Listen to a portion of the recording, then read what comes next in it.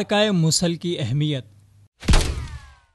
عراق پر 2003 میں امریکی حملے کے بعد موصل شہر کے باہر عراقی فوج کی یہ سب سے بڑی تعیناتی ہے، جو کہ دنیا کی سب سے طاقتور ایئر فورس اور دنیا کے 60 سے زیادہ ممالک کی افواج کی مدد سے داعش کو اس کے مضبوط گڑھ سے نکالنے کے لیے جمع ہیں۔ موصل میں بنیادی سوال عراق کی قابلیت کا ہے کہ 2014 میں داعش کے عروج کے بعد عراق اب اس خطے کے فوجی، حفاظتی، سماجی، اقتصادی اور سیاسی تغیرات میں کیا اپنا وجود قائم رکھ پائے گا۔ موصل پر حملے کا حالیہ فوجی انتظام بہترین معلوم ہوتا ہے اور جنگی حکمت عملی فریقین کے فرقہ وارانہ تحفظات کو مد نظر رکھ کر کی گئی ہے، جیسا کہ کردش پیشمرگہ اور ایرانی حمایت یافتہ حشد الشعبی کو شہر سے باہر عقبی مدد فراہم کرنے کے لیے رکھا گیا ہے۔ انسداد دہشت گردی فورسز کے یونٹس، فوج اور وفاقی پولیس مقامی قبائلی جنگجوؤں کے ہمراہ موصل پر حملے میں پہل کریں گی۔ اس لڑائی سے متعلق بغداد میں ہونے والی بات چیت معنی خیز ہے،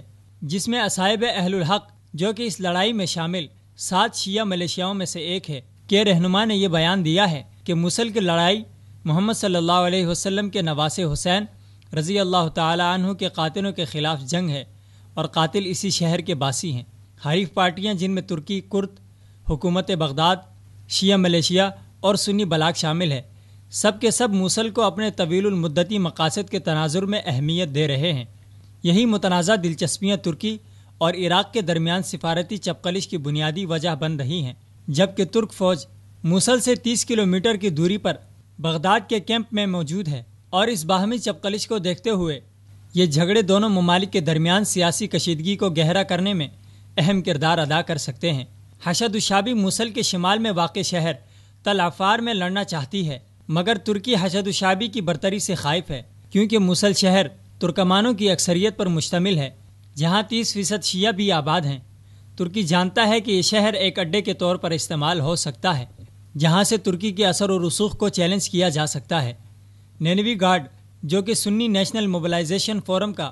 جدید نام ہے، نینوی گارڈ کو ترکی نے ہی ٹریننگ اور اسلحہ دیا، اور اب یہ اصیل النجیفی کی سربراہی میں اس لڑائی کا اہم حصہ ہیں۔ نینوی گارڈز کا موصل کی فتح اور کنٹرول میں بنیادی کردار ہوگا، اور بغداد کی شیعہ اکثریتی حکومت فکر مند ہے کہ نینوی گارڈ اصل میں عراق میں ترکی کی حمایت یافتہ سنی ملیشیا کا آغاز ہوگا۔ اس وقت امریکہ کی بھرپور توجہ موصل پر مرکوز ہے، اور اسے ابھی طے کرنا ہے کہ حشد الشعبی اور کردستان ریجنل گورنمنٹ میں سے کون سی تنظیم موصل کے قریبی شہروں تل عفار اور حویجہ میں لڑے گی۔ تمام طاقتوں کے یہ اختلافات ان گہرے سیاسی معاملات کی صرف ایک جھلک ہیں جو موصل کی فتح کے بعد درپیش ہوں گے۔ دنیا بھر کی افواج موصل کے دروازے پر جمع ہیں اور شاید موصل فتح بھی کر لیں۔ اگر داعش کے خلاف یہ فوجی مزاحمت منصوبے کے مطابق انجام پا گئی اور مجوزہ سیاسی اصلاحات کو لاگو کر دیا گیا تو یہ عراق کا سیاسی نقشہ بدل کر رکھ دے گا۔ اس کے ساتھ ساتھ